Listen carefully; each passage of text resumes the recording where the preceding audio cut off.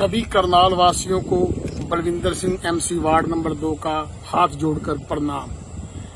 मैं अपने करनाल वासियों से ये विनती करना चाहता हूं कि ये जो हमारे माननीय मुख्यमंत्री मनोहर लाल खट्टर जी गरीबों पे अत्याचार कर रहे हैं, इसके खिलाफ आवाज उठाओ, क्योंकि आज अत्याचार किसी गरीब के साथ हो रहा है, कल को ये अत्याचार आपके साथ भी होगा।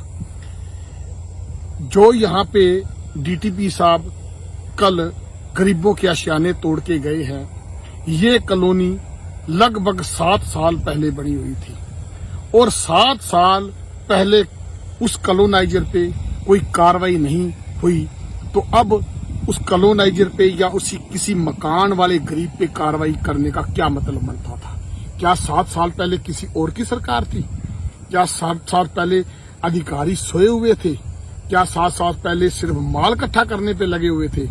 मैं ये कहना चाहता हूं मुख्यमंत्री जी, जो आप गरीबों पे अत्याचार कर रहे हो, ये अत्याचार करने बंद करो, क्योंकि अत्याचार आप इसलिए कर रहे हो क्योंकि आपको पता है कि आपकी पार्टी को बहुत अच्छी तरह से इलेक्शन जीतना आता है, क्योंकि आपको पता है हमारे भोले भाले लोग धर्म और जाति के नाम पे भाग जाते हैं और आप लगातार धर्म और जाति के नाम पे हमारे शहर को इन अधिकारियों से लुटवा रहे हो। क्योंकि अधिकारियों से भी मेरी विनती है, जो नए डीटीपी आए हैं, उन्होंने कहा था कि जी 15 दिन बाद देख लेना, कोई कॉलोनाइजर मेरे नाम से इतना खौफ खाएंगे कि वो सड़कों पे घूमना बंद कर देंगे।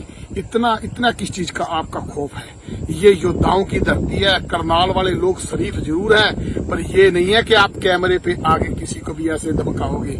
आप पहले वाले जो डीटीपी है उनका इतिहास देख लो, उन्होंने भी पहले आके एकदम से लोगों के मकान तोड़े, अत्याचार किया, और उसके बाद जब शहर में खौफ बन गया तो फिर धन इकट्ठा करना स्टार्ट कर दिया। और वो आपको शायद मालूम है कि नहीं मालूम है, लेकिन हमारे शहर वासियों को बखूबी मालूम है। और खट्टर साहब, ये कोई सीट आपकी जद्दी पुश्ती सीट नहीं है कि ये सीट आपकी परमानेंट हो गई। ये तो आना जाना खेल है। आप जानते होंगे कि इसी करनाल की जनता ने भजन लाल की पीएचडी तोड़ के भेजा था। आपके बीजेपी के वाले भी वर्कर पता नहीं किन स्वार्थों के कारण चुप हैं, लेकिन वो भी बहुत तंग है आपसे। मुख्यमंत्री जी, ये अत्याचार बंद करो। मुझे पता लगा है कि मॉडल टाउन में जो गरीब वाल्मीकि बस्ती है, उसको भी आप उजाड़ने का मन बना चुके हैं। कहीं कोर्ट का बहाना लगा लेते हैं तो कहीं कानून का हवाला देके गरीबों को उजाड़ते हैं। वो हमारे से आके मिले भी थे। मैंने उनको कहा था कि भाइयों, आपको ये मकान तो खाली करने पड़ेंगे, क्योंकि कानून के दायरे में अगर आपको दूसरे प्लाट अलॉट हो गए हैं। तो वो कहने लगे जी वो प्लॉट हमारे को पैसे से मिले, कोई फ्री पैसे से नहीं मिले। मोदी साहब कहते थे कि 2022 तक सभी को मकान बना के दे देंगे। अगर सबको मकान बना के दे रहे हो तो जो 2.5 लाख रुपए ग्रांट बांट रहे हो, तो आप इन गरीबों के साथ भेदभाव क्यों कर रहे? क्या वो ग्रांट इनको 2.5 लाख रुपए दो, मेरी गारंटी है अगर ये यहाँ से खाली ना करें। आप अत्याचार करते जा रहे हो, आप इन पे रहम करो। अत्याचार तो रावण का नहीं रहा, आप तो किस खेत की मूली हो? मेरे भाइयों, मेरी विनती है कि गलत का विरोध सीखो। अगर आप ऐसे ही धर्म और जाति के नाम पे वोट देते रहेंगे, ऐसे बंदे आते रहेंगे और हमारे शहर को उजाड़ते रहेंगे।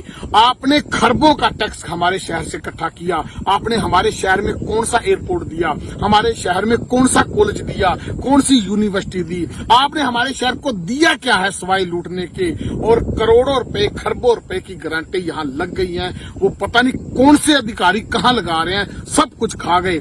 आप इन गरीबों से अपनी दया दृष्टि हटा के आप उनका इलाज करो। जो अधिकारी लूट गए, कूड़े के नाम पे लगभग 1 करोड़ का भ्रष्टाचार हर महीने होता है, उसकी तरफ आप ध्यान दो। इन गरीबों पे रहम करो। गरीब की हाय आपको ले डूबेगी। गरीब के ऊपर अत्याचार किया जो है किसी को कभी भी फलता नहीं है। और मेरी ये निवेदन है कि आप हमारे पे रहम करो। और एक बात और सुनो, अधिकारियों से मैं ये निवेदन करना चाहता हूँ, सिर्फ भ्रष्ट अधिकारियों से।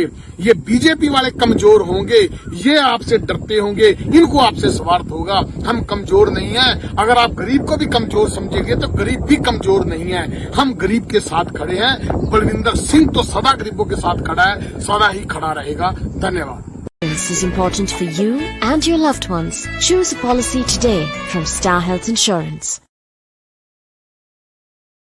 Insurance is important for you and your loved ones. Choose a policy today from Star Health Insurance.